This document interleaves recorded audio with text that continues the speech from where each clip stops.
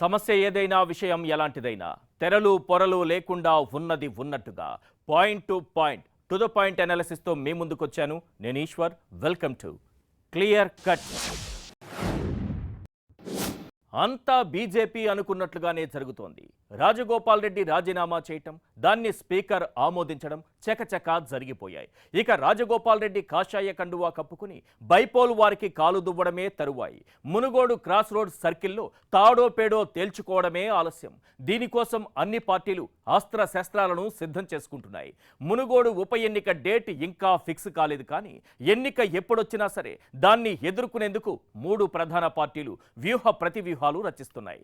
దీటైన అభ్యర్థి ఎంపికపై ముమ్మర కసరత్తు చేస్తున్నాయి. ఎలాగూ రాజగోపాల్ రెడ్డే తాము ప్రయోగించే అస్త్రం కావడంతో బీజేపీకి అభ్యర్థి ఎంపిక టెన్షన్ లేదు. మిగతా పార్టీలే రేసు గుర్రాలను వెతికే పనిలో పడ్డాయి.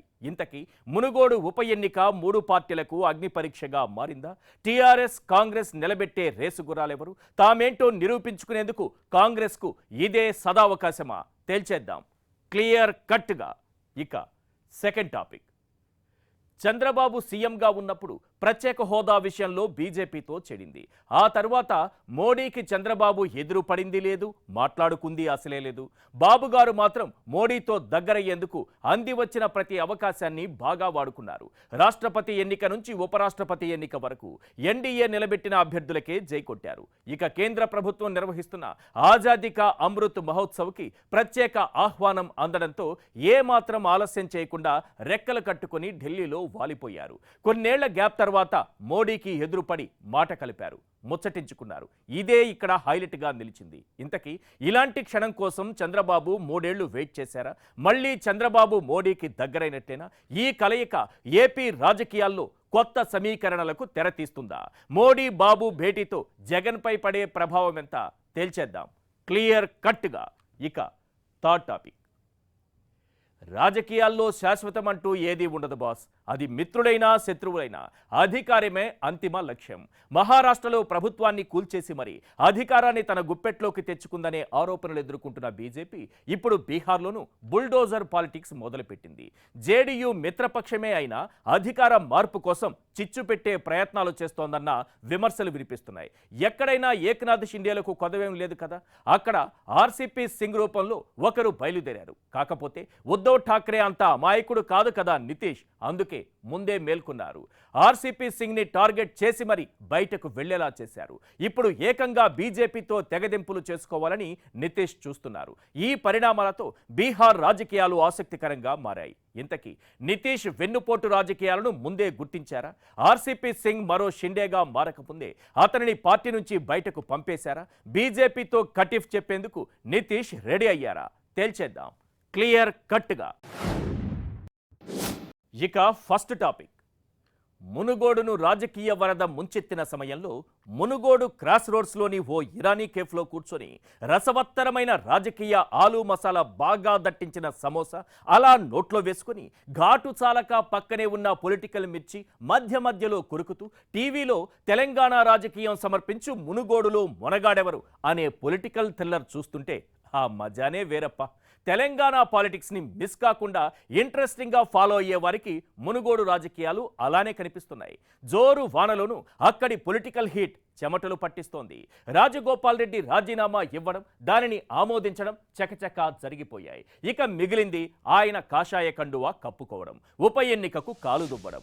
ఈ బైపోల్ దంగల్ ఒక్క బీజేపీకే కాదు, టీఆర్ఎస్ కాంగ్రెస్కి కూడా కీలకంగా మారింది. ఎలాగైనా గెలవాల్సిన సీట్ అది, గెలిచి నిలబెట్టుకోవాల్సిన సీటు అది. అందుకే అటు కాంగ్రెస్ ఇటు టీఆర్ఎస్ రాజగోపాల్ రెడ్డికి దీటైన అభ్యర్థిని నిలబెట్టే పనిలో పడ్డాయి. అసలు మునుగోడులో గెలిచే మొనగాడెవరు? మునుగోడు ఉప ఎన్నిక హస్తం పార్టీకి కత్తి మీద సాములా మారిందా? సరిగ్గా వాడుకుంటే గోల్డెన్ ఆపర్చునిటీ అవుతుందా? మిస్ అయితే కాంగ్రెస్కు శూన్యహస్తమేనా? అధికార పార్టీకి ఇది ప్రతిష్టాత్మకంగా మారిందా? మునుగోడు రాజకీయం రోజు రోజుకు మరింత ఇంట్రెస్టింగ్గా మారుతోంది. ఓ సందర్భంలో ఉప ఎన్నికకు వెళ్లడం ఇష్టం లేకపోతే రాజగోపాల్ రెడ్డి రాజీనామా ఆమోదం ఆలస్యమవుతుందేమోనన్న సందేహాలు కలిగాయి. కానీ రాజీనామా ఇచ్చిన కొన్ని నిమిషాల్లోనే దానికి స్పీకర్ ఆమోద ముద్ర వేయడంతో అధికార పార్టీ ఉప ఎన్నికకు రెడీగా ఉందన్న విషయం అర్థమైపోయింది. దీంతో ఒక ఎపిసోడ్ సక్సెస్ఫుల్ గా ముగిసింది. అటు కాంగ్రెస్ పార్టీ ప్రాథమిక సభ్యత్వానికి, పార్టీ పదవులకు రాజగోపాల్ రెడ్డి ఇప్పటికే రాజీనామా చేశారు. ఈ నెల 21న కేంద్ర మంత్రి అమిత్ షా సమక్షంలో బీజేపీలో చేరనున్నారు. రాజీనామా సందర్భంగా రాజగోపాల్ రెడ్డి కేసీఆర్ టార్గెట్ గా విమర్శల బాణాలు సంధించారు. తన రాజీనామాతో జరిగే ఉప ఎన్నికలో మునుగోడు ప్రజలు చరిత్రాత్మక తీర్పు ఇస్తారని, ఇదే తీర్పు తెలంగాణకు కేసీఆర్ నుంచి విముక్తి కలిగిస్తుందని అన్నారు. ఆయన ఏమన్నారు ఒక్కసారి మనం స్క్రీన్ పైన చూద్దాం. నిజంగా తప్పు చేసిన వాడినైతే యుద్ధానికి సిద్ధం కాను. ఇది నా కోసం చేసే యుద్ధం కాదు, నా కోసం చేసే త్యాగం కాదు. ఇది మునుగోడు ప్రజల కోసం, తెలంగాణ సమాజం మొత్తం. ఈరోజు ఈ రాష్ట్రంలో ఒక కుటుంబ పాలన, అరాచక పాలన నడుస్తుంటే ప్రజాస్వామ్యాన్ని కాపాడి ప్రజా ప్రభుత్వాన్ని ఏర్పాటు చేయాల్సిన బాధ్యత 4 కోట్ల తెలంగాణ ప్రజల మీద ఉంది. ఇక బైపోల్ వారికి పెద్దగా సమయం లేకపోవడంతో ప్రధాన పార్టీలన్నీ అస్త్రశస్త్రాలతో సిద్ధమవుతున్నాయి. 3 పార్టీలకు వేర్వేరు కారణాలతో గెలవడం కీలకంగా మారింది. ఎవరిని చెప్పినా జనం తమ వెంటే ఉన్నారని చెప్పుకోవడానికి అధికార పార్టీకి మునుగోడులో విజయం తప్పనిసరి. సిట్టింగ్ స్థానాన్ని నిలబెట్టుకోలేకపోతే కాంగ్రెస్ భవిష్యత్తు ప్రశ్నార్థకంగా మారుతుంది. అందుకే కాంగ్రెస్కు ఈ గెలుపు అవసరం. టీఆర్ఎస్కి ప్రత్యామ్నాయం అని చెప్పుకోవడానికి మునుగోడు గెలుపు బీజేపీకి అత్యవసరం. ఇక వ్యక్తిగతంగా తన పొలిటికల్ ఫ్యూచర్ని డబుల్ స్ట్రాంగ్ చేసుకునే కోణంలో చూస్తే రాజగోపాల్ రెడ్డికి ఈ విజయం ప్రతిష్టాత్మకం. ఇలా కారణాలు ఏవైనా ఇక్కడి గెలుపు 3 పార్టీలకు అవసరమే. మునుగోడులో పొలిటికల్ హీట్ పీక్స్కి చేరుకున్న వేళ కొన్ని ప్రశ్నలు వినిపిస్తున్నాయి. అవేంటో ఒక్కసారి మనం స్క్రీన్ పైన చూద్దాం. మునుగోడు ఉప ఎన్నిక 3 పార్టీలకు అగ్ని పరీక్షేనా? ముక్కోణపు పోటీలో గెలిచే మొనగాడెవరు? 3 పార్టీలకు మునుగోడు గెలుపు ఎందుకు కీలకం? టీఆర్ఎస్ కాంగ్రెస్ నుంచి పోటీ చేసే రేసు గుర్రాలు ఎవరు? మునుగోడు రాజకీయాలు రసవత్తరంగా మారిన వేళ అంతటా వినిపిస్తున్నటువంటి ప్రశ్నలివే. మునుగోడు ఉప ఎన్నిక ఇంత వేడి పుట్టిస్తుందని ముందెవ్వరూ అనుకోలేదు. అన్ని ఉప ఎన్నికల్లానే ఇలా వచ్చి అలా పోతుందిలే అనుకున్నారు. కానీ ఇప్పుడు అందరి అంచనాలు తలకిందులయ్యాయి. వచ్చే ఎన్నికలకు ఇది సెమీఫైనల్గా మారింది. మునుగోడులో జెండా పాతేందుకు అన్ని పార్టీలు తమ సర్వశక్తులను ఒడ్డుతున్నాయి. దీంతో హీట్ పీక్స్కు చేరుకుంటోంది. పదే టీఆర్ఎస్కి ప్రత్యామ్నాయం తామేనని చెబుతున్న బీజేపీకి ఈ గెలుపు కీలకంగా మారింది. ఎందుకంటే ఇప్పుడు ఉప ఎన్నికకు కారణం కూడా కాషాయ పార్టీనే కదా.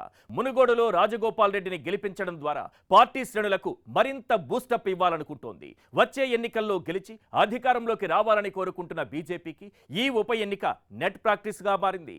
ఈ బైపోల్ వారులో విజయం సాధించి రానున్న అసెంబ్లీ ఎన్నికలకు స్పష్టమైన మెసేజ్ ఇవ్వాలనుకుంటోంది. అందుకే గతంలో ఎన్నడూ లేని విధంగా మునుగోడులో గెలుపు కమలానికి అనివార్యంగా మారింది. ఒకవేళ కమలం పార్టీ మునుగోడులో హిట్ కొడితే మరిన్ని వలసలు ఊపందుకుంటాయి. పొలోమంటూ వలస నేతలు బీజేపీ కార్యాలయంలోకి చొరబడ్డం ఖాయం. మునుగోడు మంట కాంగ్రెస్లో కల్లోల పరిస్థితులు సృష్టించింది. ఇప్పటికే రాజగోపాల్ రెడ్డితో పాటు దాసోజు శ్రవణ్ కూడా పార్టీకి రాజీనామా చేశారు. బీజేపీలో చేరిపోయారు. ఇద్దరితో రాజీనామాల పర్వం ఆగేలా కనిపించడం లేదు. ఇలాంటి పరిస్థితుల్లో తమ సొంత స్థానాన్ని గెలుచుకోవడం కాంగ్రెస్కి కీలకంగా మారింది. మిగతా పార్టీలతో చూసుకుంటే కాంగ్రెస్కి మునుగోడులో గెలుపు అవకాశాలు ఎక్కువగా ఉన్నాయి.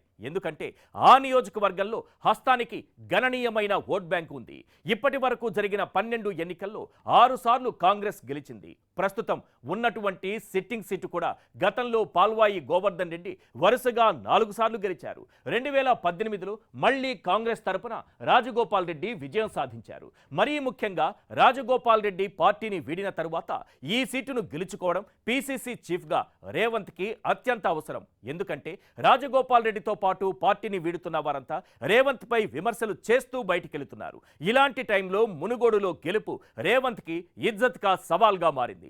లాస్ట్ బట్ నాట్ లీస్ట్ అధికార పార్టీకి కూడా ఈ గెలుపు ప్రతిష్టాత్మకమే. ఎందుకంటే మునుగోడు తీర్పు రాష్ట్రంలో అధికార మార్పుకు శ్రీకారం చుట్టబోతోందన్న వాయిస్ని ప్రతిపక్షాలు బలంగా బల్లగుద్ది చెబుతున్నాయి.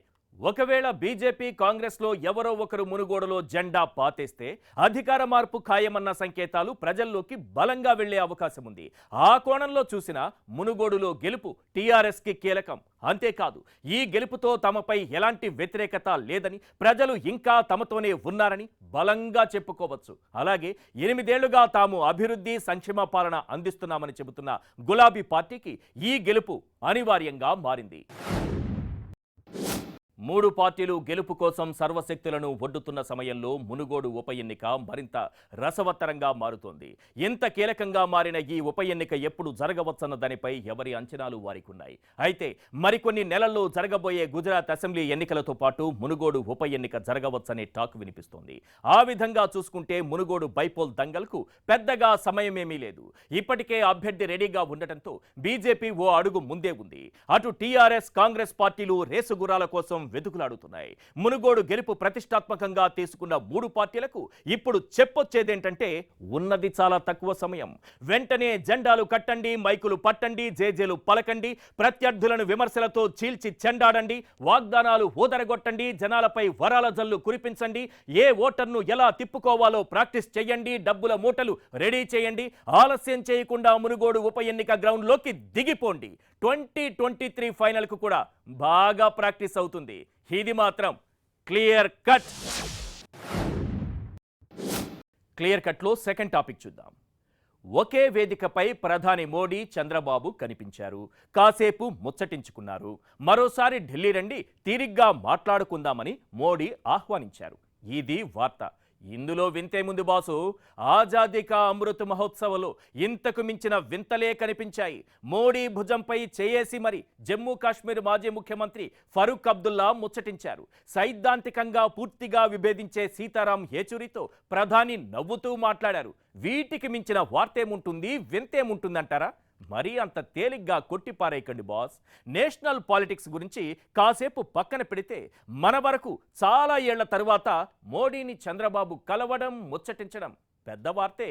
ఏపీలో రాజకీయాలు హాట్గా నడుస్తున్న వేళ ఈ షేక్ హ్యాండ్కి ఉన్న ప్రాధాన్యత వేరే లెవెల్. ఓ చిన్న షేక్ హ్యాండ్ ఏపీ పాలిటిక్స్ను షేక్ చేస్తోంది. ఓ చిన్న చిరునవ్వు, పలకరింపు ఎన్నో ఊహాగానాలకు కారణమవుతోంది. అప్పుడెప్పుడో హోదా విషయంలో మోడీతో చంద్రబాబుకు చెడింది. ఆ తరువాత ఒకరి మొహం ఒకరు చూసుకోలేదు. ఆ తరువాత కేంద్రంలో బీజేపీ మళ్లీ అధికారంలోకి వస్తే చంద్రబాబుకు అధికారం దూరమైంది. చాలా సందర్భాల్లో మోడీకి దగ్గరవ్వాలని ప్రయత్నించినా అవేవి వర్కౌట్ అవ్వలేదు. ఎన్నాళ్ళో వేచిన ఉదయం స్వాతంత్ర వజ్రోత్సవాల వేళ నెరవేరింది. అసలు ఇలాంటి సందర్భం కోసం బాబు 3 ఏళ్లుగా వేచి ఉన్నారా? మళ్లీ మోడీకి చంద్రబాబు దగ్గరైనట్టేనా? ఆ 5 నిమిషాల్లో మోడీ, బాబు ఏం మాట్లాడుకున్నారు? ఈ భేటీ సరికొత్త రాజకీయ సమీకరణలకు తెరలేపుతుందా? మరోసారి చంద్రబాబు మోడీతో భేటీ అవుతారా? 2014 ఎన్నికల్లో బీజేపీతో కలిసి పోటీ చేసిన టీడీపీ ఆ తరువాత బీజేపీకి గుడ్ బై చెప్పేసింది. ప్రత్యేక హోదా విషయంలో ఏపీకి బీజేపీ తీవ్ర అన్యాయం చేస్తోందని ఆరోపిస్తూ బీజేపీకి వ్యతిరేకంగా గట్టిగానే ఉద్యమించింది. 2019 ఎన్నికల తరువాత బీజేపీకి దగ్గరయ్యేందుకు టీడీపీ చేసిన ప్రయత్నాలు ఏవీ కలిసి రాలేదు. టీడీపీకి చెందిన 4 రాజ్యసభ ఎంపీలు సైతం పార్టీ ఓటమి పాలైన తరువాత బీజేపీలో చేరిపోయారు. ఇదంతా బ్యాక్గ్రౌండ్ స్టోరీ. నిజానికి గత 3 ఏళ్లపై నుంచి చంద్రబాబు బీజేపీకి దగ్గరయ్యే ప్రయత్నాలు చేస్తూనే ఉన్నారు. కాకపోతే అవేవీ వర్కౌట్ అవ్వలేదు. అసలు కథ ఎన్డీఏ అభ్యర్థి ముర్ముకు మద్దతు ప్రకటించడంతో మొదలైంది. నిజానికి తమకు మద్దతివ్వాలని టీడీపీని బీజేపీ కోరలేదు. అయినా చంద్రబాబు మద్దతిచ్చారు. ముర్ము ఏపీకి వచ్చిన సమయంలో ఆమెను సన్మానించారు కూడా. ఆ తరువాత ఉపరాష్ట్రపతి అభ్యర్థి విషయంలోనూ సేమ్ ఫార్ములా అప్లై చేశారు. సరిగ్గా అప్పుడే కేంద్రంలో కదలిక వచ్చింది. ఢిల్లీలో జరుగుతున్న ఆజాదీ కా అమృత్ మహోత్సవ్కి ఆహ్వానం అందింది. ఇంకేముంది, అనుకున్నది నెరవేరింది. ఎంపీలతో సహా ఢిల్లీలో రెక్కలు కట్టుకుని వాలిపోయారు చంద్రబాబు. ఆజాదీ కా అమృతోత్సవ్ కార్యక్రమం ముగిసిన తరువాత ప్రధాని మోడీ చంద్రబాబుకు షేక్ హ్యాండ్ ఇచ్చి కాసేపు మాట్లాడారు. ఇక అంతే. అప్పటి నుంచి రకరకాల ఊహాగానాలు స్టేట్ అండ్ సెంట్రల్ పొలిటికల్ సర్కిల్లో చక్కర్లు కొడుతున్నాయి. చాలా కాలం తర్వాత పాత మిత్రులు కలుసుకున్న సమయంలో కొన్ని ప్రశ్నలు వినిపిస్తున్నాయి. అవేంటో ఒక్కసారి మనం స్క్రీన్ పైన చూద్దాం. రాజకీయాల్లో శాశ్వత మిత్రులు, శాశ్వత శత్రువులు ఉండరా? చంద్రబాబు మళ్ళీ మోడీకి దగ్గరైనట్లేనా? ఈ భేటీ ఏపీ రాజకీయాల్లో కొత్త సమీకరణలకు తెరతీస్తుందా? మోడీ చంద్రబాబు భేటీ వైసీపీని కలవరపెడుతోందా? మోడీ చంద్రబాబు భేటీ తర్వాత వినిపిస్తున్నటువంటి ప్రశ్నలివే. 3 ఏళ్ల తరువాత ఓ 5 నిమిషాల పాటు ప్రత్యేకంగా ముఖాముఖి భేటీ అంటే ఏం మాట్లాడుకున్నారని ఎవరికైనా కొంతమేర ఆసక్తి ఉంటుంది. అయితే ఆ 5 నిమిషాల్లో వాళ్ళిద్దరూ ఏం మాట్లాడుకున్నారన్న దానిపై చాలా ఊహాగానాలే వినిపిస్తున్నాయి. షేక్ హ్యాండ్ ఇచ్చిన వెంటనే మోడీ చంద్రబాబును కుశల ప్రశ్నలు అడగడం, కుటుంబ సభ్యుల క్షేమ సమాచారం తెలుసుకోవడం, ఎందుకు ఢిల్లీ రావడం లేదని వాకబు చేయడం, దీనికి సమాధానంగా తాను కూడా చాలా రోజులుగా ఢిల్లీకి వచ్చి మిమ్మల్ని కలవాలని అనుకుంటున్నానని బాబు రెస్పాండ్ కావడం, దీనికి సరే త్వరలో కబురు పెడతా వచ్చేయండి, మనసు విప్పి మాట్లాడుకుందామంటూ మోడీ రియాక్ట్ అవ్వడం, ఇదిగో ఇలానే సాగిపోయిందట ఆ 5 నిమిషాలు. ఓ సెక్షన్ ఆఫ్ మీడియా, ఓ సెక్షన్ ఆఫ్ సోషల్ మీడియాలో ఇలాంటి వార్తలే కనిపిస్తున్నాయి, వినిపిస్తున్నాయి. నిజానికి మోడీ చంద్రబాబుతో మాట్లాడుతున్నప్పుడు పక్కనే ఉన్నట్లుగా రాసుకొచ్చారు. ఇందులో నిజమెంతో తెలియదు, కానీ ఈ భేటీ మాత్రం ఏపీ రాజకీయాల్లో హాట్ టాపిక్ గా మారింది. ఆ ఇద్దరి పలకరింపు రాజకీయాల్లో శాశ్వత శత్రువులు, శాశ్వత మిత్రులు ఉండరనే విషయాన్ని మాత్రం మరోసారి స్పష్టం చేసింది. అంతేకాదు, పాత స్నేహం కొత్తగా చిగురిస్తోందా అన్న చర్చకు దారితీసింది. రాజకీయాల్లో శాశ్వత మిత్రులు, శత్రువులంటూ ఎవరు ఉండరు. ఎవరికైనా అధికారమే పరమావధి. దానికోసం ఎవరితోనైనా కలుస్తారు, ఎంతటి స్నేహితులైనా వెన్నుపోటు పొడుస్తారు. ఇప్పుడు మనం చూస్తున్నది కూడా అదే. 3 ఏళ్లకు ముందు మోడీపై కత్తులు దూసిన చంద్రబాబే ఆ తర్వాత ఆయనకు దగ్గరయ్యేందుకు ప్రయత్నాలు చేశారు. గుంటూరు గడ్డపై అడుగుపెట్టి మరి చంద్రబాబు కుటుంబ పాలనను మోడీ ఎండగట్టారు. ఇప్పుడు షేక్ హ్యాండ్ ఇచ్చి మరి కుశల ప్రశ్నలు వేశారు. ఈ ఊహాగానాలే నిజమైతే త్వరలో మరోసారి మోడీతో చంద్రబాబు భేటీ అవ్వడం ఖాయంలా కనిపిస్తోంది. ఓ 5 నిమిషాల్లో ఇద్దరు ముచ్చటించుకోవడంతో ఏపీ రాజకీయాల్లో రకరకాల ఊహాగానాలు చక్కర్లు కొట్టేస్తున్నాయి. మోడీ మళ్లీ కలుద్దామన్న మాటకు ద్వంద్వార్థాలు తీస్తున్నారు. ఒకటి, మరోసారి ఢిల్లీలో మళ్లీ కలుద్దామని. రెండోది, 2014లో కలిసి నడిచినట్టుగా వచ్చే ఎన్నికల్లో మళ్లీ కలుద్దామన్నట్లుగా చెబుతున్నారు. ఎవ్వరికి కావలసింది వారు అన్వయించుకుంటున్నారు. ఇక మోడీతో చంద్రబాబు భేటీ జగన్ను కలవరపెడుతోందా అన్న ప్రశ్నలు వినిపిస్తున్నాయి. 4 ఏళ్లుగా ప్రధాని మోడీతో ఎప్పటికప్పుడు భేటీ అవుతూ వస్తున్న జగన్కు ఇప్పుడు చంద్రబాబు కూడా మోడీతో మాటలు కలపడం సహజంగానే రుచించకపోవచ్చు. అదే సమయంలో సింగిల్గానే తమ దమ్ము చూపిస్తామంటున్న జగన్కు చంద్రబాబు బీజేపీతో కలిసినా కలవకపోయినా పెద్దగా ఫరక్ పడదని చెప్పడానికి లేదు. చంద్రబాబు ఒంటరిగానే ఎన్నికల బరిలోకి దిగాలని వైసీపీ బలంగా కోరుకుంటోంది. అదే బీజేపీతో వైసీపీకి పొత్తు కన్నా సఖ్యత చాలా అవసరంగా మారింది. ఇదే సమయంలో బీజేపీతో లోపాయకారి ఒప్పందానికి చంద్రబాబు ప్రయత్నాలు చేస్తున్నారని వైసీపీ ఆరోపిస్తోంది. ఏపీలో బీజేపీ టీడీపీకి సాయం చేస్తే తెలంగాణలో బీజేపీకి టీడీపీ సాయం చేస్తుందన్నదే ఈ ఒప్పందమని అంటోంది. దీనిపై ఏపీ ప్రభుత్వ సలహాదారు సజ్జల ఏమంటున్నారో ఒక్కసారి మనం స్క్రీన్ పైన చూద్దాం. ఆయన మోడీ అన్నారట, ఇది మీ ఇల్లే అనుకోండి, ఇక్కడే ఉండండి అని, ఎప్పుడైనా రావచ్చు మీరని. అలాగే మేము మీతో చాలా మాట్లాడాలనుకుంటున్నాం ఆయన, అవును నేను కలవాలనుకుంటున్నాను ఈయన. దీన్ని బట్టి ఏమవుతుందంటే 2 అనాలిసిస్లు వరుస పెట్టి రేపు రాబోయే ఎన్నికల్లో బీజేపీకి తెలంగాణలో ఉపయోగపడే రకంగా చంద్రబాబు అండ్ ఎవరు మన పవన్ కళ్యాణ్ ఓటు బ్యాంక్ ఉంది, అదంతా మీకు ఇస్తాము, మీరు ఆంధ్రాలో మాకు ఏదైనా ఇవ్వండి అని ప్రయత్నం జరుగుతోంది. డబ్బులు ఊరకే రావన్నట్లుగా చంద్రబాబు ఏది ఊరకనే చేయరు. అటు మోడీ కూడా సేమ్ టు సేమ్. ఆయన అంతే. ఈ 5 నిమిషాల ముచ్చటను ఏదో క్యాజువల్గా తీసిపారేయలేం. మోడీ మిగతా నేతలతోనూ ఇలానే ముచ్చటించారు. కానీ చంద్రబాబుతో భేటీకున్న ప్రాధాన్యతే వేరు. బీజేపీతో అవసరాన్ని బాబు 3 ఏళ్ల క్రితమే గుర్తించారు. అదే విషయాన్ని బీజేపీ 3 ఏళ్ల తర్వాత గుర్తించిందా అన్న సందేహము కలుగుతోంది. ఇక్కడ ఎవరి లాభాలు వారివి, ఎవరి ప్రాధాన్యతలు వారివి, ఎవరి రాజకీయాలు వారివి. ఈ భేటీ జస్ట్ హాయ్ అంటే హాయ్ అనుకునే స్నేహం వరకే మిగిలిపోతుందా, లేదంటే వచ్చే ఎన్నికల్లో కలిసి నడిచే వరకు వెళుతుందా తెలియాలంటే కొంతకాలం వెయిట్ చేయాల్సిందే. ఏదేమైనా ఈ ఎపిసోడ్ గురించి చెప్పాల్సింది చాలానే ఉంది, చూడాల్సింది ఇంకా మిగిలే ఉంది. ఇది మాత్రం క్లియర్ కట్లో థాట్ టాపిక్ చూద్దాం. మీరు గిల్లితే గిల్లించుకోవడానికి, పార్టీలో ఏక్నాథ్ షిండేలను రెచ్చగొట్టి క్యాంపు రాజకీయాలు చేస్తుంటే మౌనంగా ఉండడానికి, ప్రభుత్వాన్ని అడ్డంగా కూల్చేస్తుంటే ఓ మూలన కూర్చొని ప్రేక్షక పాత్ర పోషించడానికి అతనేం ఉద్ధవ్ ఠాకరే కాదు, నితీష్ కుమార్. ఇప్పుడు బీహార్లో రీసౌండ్లో వినిపిస్తున్న డైలాగ్ ఇది. ఎక్కడైనా మీ పప్పులు ఉడుకుతాయేమో కానీ బీహార్లో మాత్రం కాదు. అక్కడ మంచికి మంచి, పంచికి పంచ్. ఇదే మా నితీష్ స్టైల్ అంటున్నారు ఆయన అభిమానులు. Same to same Uddhav Thackeray మాదిరిగా నితీష్కు బీజేపీ షాక్ ఇద్దామనుకుంటే ఆయన ముందే మేల్కొన్నారు. బీహార్లో షిండే పాత్ర పోషిస్తున్న ఆర్సీపీ సింగ్ని కోలుకోలేని దెబ్బ కొట్టారు. మిత్రపక్షంగా ఉంటూ వెనుక గోతులు తవ్వేందుకు సిద్ధమైన బీజేపీకి రామ్ రామ్ చెప్పేందుకు రెడీ అవుతున్నారు. ఇదే ఇప్పుడు దేశ రాజకీయాల్లో హాట్ టాపిక్ గా మారింది. అసలు బీహార్ రాజకీయాల్లో ఏం జరుగుతోంది? మిత్రపక్షానికి వెన్నుపోటు పొడవాల్సిన అవసరం బీజేపీకి ఏముంది? ముందే ఇదంతా నితీష్ ఎలా పసిగట్టారు? బీజేపీతో తెగదెంపులు ఖాయమా? మళ్ళీ కాంగ్రెస్ ఆర్జేడీతో జత కడతారా? రాజకీయాల్లో ఎవరికైనా అధికారమే పరమావధి. ఇందులో ఎలాంటి మార్పు ఉండదు. అధికారం కోసమే చేతులు కలుపుతారు. అదే అధికారం కోసం అదను చూసి వెన్నుపోటు పొడుస్తారు. దీనికి ఎవరూ అతీతం కాదు.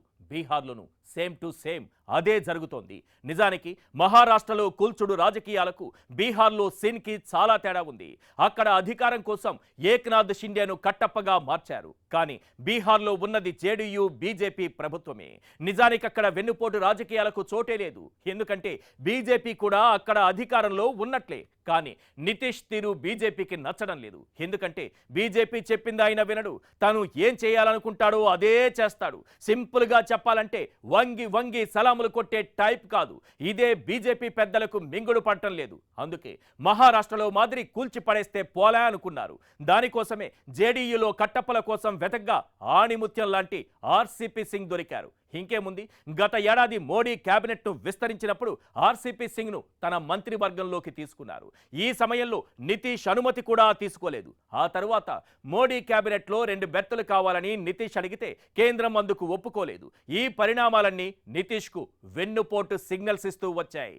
మహారాష్ట్రకు కొనసాగింపుగా బీహార్ రాజకీయ సంక్షోభం రాబోతోందని కొంతకాలంగా జేడీయూలో చర్చ నడుస్తోంది. అందుకే మిత్రపక్షం బీజేపీతో సీఎం నితీష్ చాలా కాలంగా అంటీ ముట్టనట్లుగా వ్యవహరిస్తున్నారు. ప్రధాని మోడీ నేతృత్వంలో జరిగిన నీతి ఆయోగ్ సమావేశం సహా జూలై 17 తర్వాత కేంద్రం నిర్వహించిన 4 సమావేశాలకు నితీష్ డుమ్మా కొట్టారు. బీహార్ కేబినెట్లోని జేడీయూ మంత్రుల్లో చాలా మంది అమిత్ షాకు క్లోజ్గా ఉన్నారు. వీరి మధ్య ఆర్సీపీ సింగ్ వారధిగా మారుతున్నారన్నది నితీష్కు అర్థమైంది. అందుకే ఆర్సీపీ సింగ్ రాజ్యసభ పదవీ కాలాన్ని కావాలని పొడిగించకుండా అడ్డుకున్నారు. పార్టీలో చీలికలకు ప్రయత్నిస్తున్న ఆర్సీపీ సింగ్కు చెక్ పెట్టేందుకు సిద్ధమయ్యారు. ఈ క్రమంలోనే ఆర్సీపీ సింగ్కు ఆయన కుమార్తెలకు సంబంధించిన స్థిరాస్తుల్లో అక్రమాలు చోటు చేసుకున్నాయని, వాటిపై వివరణ ఇవ్వాలని ఆయనపై ఒత్తిడి కూడా తీసుకొచ్చారు. విషయమార్థమైన ఆర్సీపీ సింగ్ పార్టీకి రాజీనామా చేసి బయటకొచ్చేశారు. వెళుతూ నితీష్ పై ఉన్నదంతా కక్కేశారు. జేడీయూ మునిగిపోతున్న నావా అంటూ మండిపడ్డారు. బీహార్లో రాజకీయాలు ఆసక్తిని రేకెత్తిస్తున్న వేళ కొన్ని ప్రశ్నలు వినిపిస్తున్నాయి. అవేంటో ఒక్కసారి మనం స్క్రీన్ పైన చూద్దాం. బీజేపీతో కటీఫ్కు నితీష్ సిద్ధమైనట్లేనా? వెన్నుపోటు భయంతోనే గుడ్ బై చెప్పేస్తున్నారా? మళ్ళీ ఆర్జేడీతో జత కట్టాలని చూస్తున్నారా? ప్రతి చోట బుల్డోజర్ రాజకీయాలు వర్కౌట్ కావని గ్రహించారా? బీహార్ రాజకీయాలు హాట్గా మారిన వేళ వినిపిస్తున్నటువంటి ప్రశ్నలివే. నితీష్ దృష్టిలో కట్టప్పగా ఉన్న ఆర్సీపీ సింగ్ను ఎలాగోలా పార్టీ నుంచి బయటకు పంపేశారు. మరి పార్టీకి ఒక్కడే కట్టప్ప ఉంటాడని లేదు కదా. రేపొద్దున మరొకరు పుట్టుకు రావచ్చు కదా. మహారాష్ట్రలో సర్కారును కూల్చినట్టు కూల్చేయచ్చు కదా. అందుకే బీజేపీతో కలిసి నడవడం అగ్గితో తలగోక్కున్నట్లేనని నితీష్ గ్రహించారు. కమలానికి గుడ్ బై చెప్పేందుకు నితీష్ కుమార్ సిద్ధమవుతున్న సంకేతాలు అందుతున్నాయి. ఇదంతా 11వ తేదీలోపు జరిగినా ఆశ్చర్యపోనవసరం లేదు. నితీష్ మళ్లీ ఆర్జేడీతో జట్టు కట్టాలని భావిస్తున్నట్లు జోరుగా ప్రచారం జరుగుతోంది. కాంగ్రెస్ వామపక్షాలను కూడా కలుపుకుని బీహార్లో బీజేపీకి షాక్ ఇస్తూ సంకీర్ణ ప్రభుత్వాన్ని ఏర్పాటు చేసే యోచనలో ఉన్నట్టు తెలుస్తోంది. మధ్యంతర ఎన్నికలకు వెళ్లడం కన్నా ఆర్జేడీతో కలిసిపోవడమే బెటర్ ఆప్షన్ అని ఆలోచిస్తున్నట్లు టాక్ వినిపిస్తోంది. ఇప్పటికే ఆ దిశగా చర్చలు కూడా జరుగుతున్నట్లు సమాచారం. అన్నీ వర్కౌట్ అయ్యి నితీష్ అనుకున్నది జరిగితే బీజేపీకి దిమ్మ తిరిగిపోయే షాక్ ఇచ్చినట్లే అవుతుంది. వెన్నుపోటు భయంతోనే నితీష్ బీజేపీకి గుడ్ బై చెప్పేస్తున్నారని అనలేం. కానీ దీన్ని ముందు చూపుగా చెప్పొచ్చు. భవిష్యత్తులో ప్రాంతీయ పార్టీల మనుగడ కష్టతరమంటూ బీజేపీ చీఫ్ జేపీ నడ్డా లాంటి నేతలు చేస్తున్న వ్యాఖ్యలు నితీష్కు సిగ్నల్స్ ఇచ్చాయి. ఎందుకంటే జేడీయూ కూడా ఒక ప్రాంతీయ పార్టీనే. ఇప్పటికే పలు రాష్ట్రాల్లో జరుగుతున్న రాజకీయ పరిణామాలను, సంక్షోభం దిశగా పడుతున్నటువంటి అడుగులను జేడీయూ నిశితంగా గమనించింది. మహారాష్ట్రకు కొనసాగింపుగా బీహార్లో రాజకీయ సంక్షోభం వచ్చే అవకాశాలు కనిపించడంతో ఒక్కసారిగా అలర్ట్ అయింది. కట్టప్పను పార్టీ నుంచి బయటకు పోయేలా చేసి ఇప్పుడు బీజేపీతో కటిఫ్కు సిద్ధమవుతోంది. ఇక్కడ బీజేపీ గుర్తుపెట్టుకోవాల్సిన విషయం ఒకటుంది. బుల్డోజర్ పాలిటిక్స్ అన్ని రాష్ట్రాల్లోనూ వర్కౌట్ అవ్వవు. అన్నింటా ఉద్ధవ్ ఠాక్రే లాంటి నేతలే ఉండరు. గుడితో పాటు గుడిలో లింగాన్ని మింగేసే వాళ్ళు కూడా చాలా మందే ఉన్నారు. మొత్తంగా చెప్పొచ్చేదేంటంటే తాడిని తన్నేవాడు ఒకడుంటే వాడి తలను తన్నేవాడు మరొకడు ఖచ్చితంగా ఎక్కడో ఒక దగ్గర ఉంటాడు. అయినా మిత్రపక్షంలోనే చీలిక తేవాలని బీజేపీ ప్రయత్నం చేస్తుందా అని అమాయకంగా ప్రశ్నించేవారు ఉన్నారు. ఒక్క విషయం గుర్తుపెట్టుకోండి బాస్, రాజకీయాల్లో తమ్ముడు తమ్ముడే, పేకాట పేకాటే, బుల్డోజర్ బుల్డోజరే, కూల్చుడు కూల్చుడే. ఇది మాత్రం క్లియర్ కట్.